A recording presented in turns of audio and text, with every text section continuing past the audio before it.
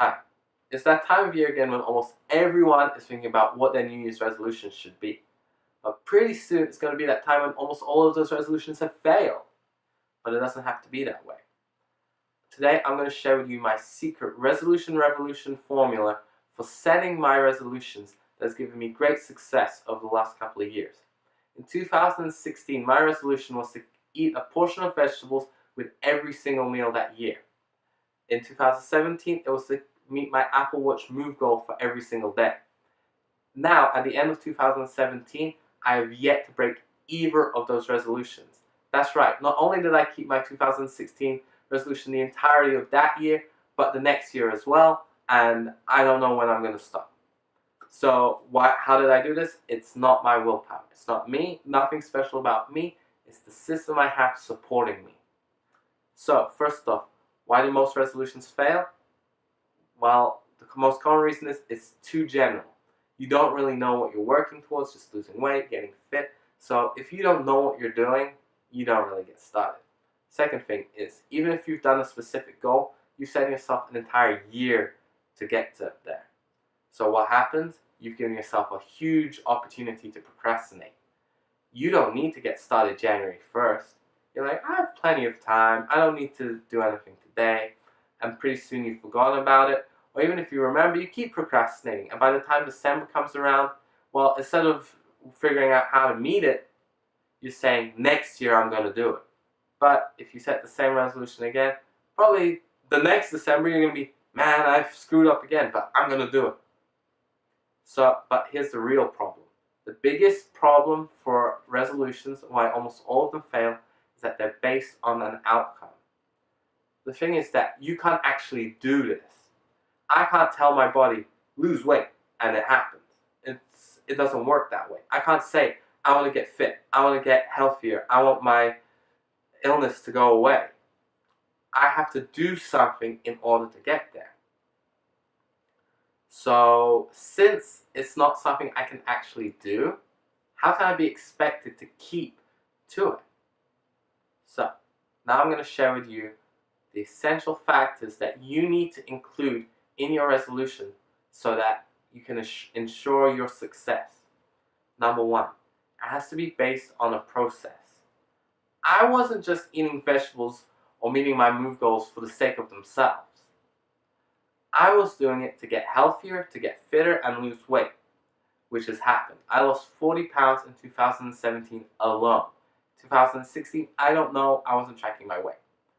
So that was the real outcome that I wanted.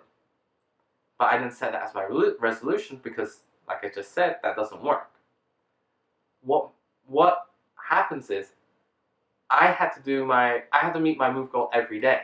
So if I didn't get off my ass January 1st and get started, I failed for the year right then. But January 1st, my willpower is the highest it is because I only just signed up to do this resolution. So I have the drive just to get it done. And I can do it, and it gets going. So, and then the great thing is that every day I meet my goal or I ate all my vegetables, I won. I succeeded at keeping my resolution that day. And winning is highly, highly addictive. You release pleasure chemicals in your brain every time you sense that you've won. It doesn't matter if it's big or small. You get hooked. So every day you want to do this just to feed that winning addiction. Now, the next thing is that it has to be regular for that to work properly. You need to be able to do it at least once a week, preferably every single day. If you just do it once in a while, you're not going to be able to build on it. It has to have a set time frame. What this means is that it becomes a habit. It becomes something that if by the end of the day you haven't met it, you have this deep internal need to go do it. Any day I wasn't meeting my move goal, I felt this need to go exercise and do something just to get it. It also has to be impactful yet achievable. It can't be something that you already do. So if I wanted to give up smoking or drinking, I don't do those things already. It's not going to make any difference to me. But you have to think about where you are right now. If you want to lose weight and you decide you're going to run, and you're gonna run 100 kilometers every week, but right now you just sit on the couch all day, first week or two you're either gonna fail or you're gonna get really badly injured and the year is gonna be gone. Neither of those are good. So you have to be able to draw a fine line between what's gonna make a big impact to you but what you can actually do. And if you're not sure, err on the side of caution, make it more achievable, because expandability is one of my bonus features, which you can read about in my blog. So the next thing is that your goal has to be a little bit flexible. Life is going to come at you in the year, and it's going to get in the way sometimes of you being able to achieve your resolution.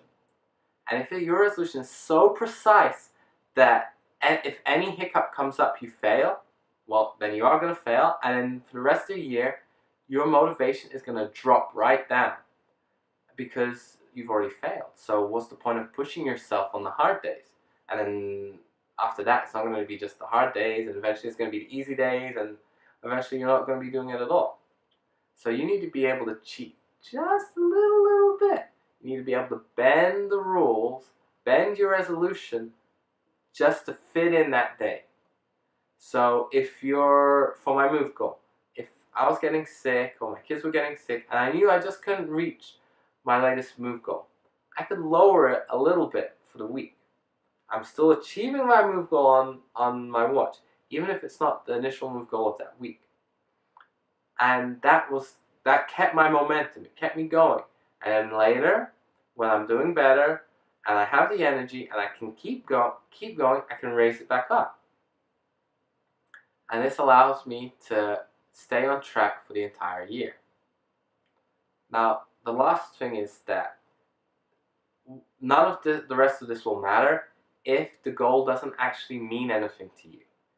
If you don't actually want to do this, if you're just doing it for someone else, you're going to find whatever excuse you can to fail. And you're going to actually make yourself fail. So you have to make sure this is something you really want to do. Well, I hope you found all this useful. I've included a list of bonus features in my blog that you can get the link to down below, and it also goes a bit more in depth into the whole thing. I've also included a handy cheat sheet that you can download, links down below. If I get enough likes or interest in this, I will upload another video of my bonus features. So please give me a thumbs up and a subscribe to let me know that you're interested in that. All best of luck in 2018.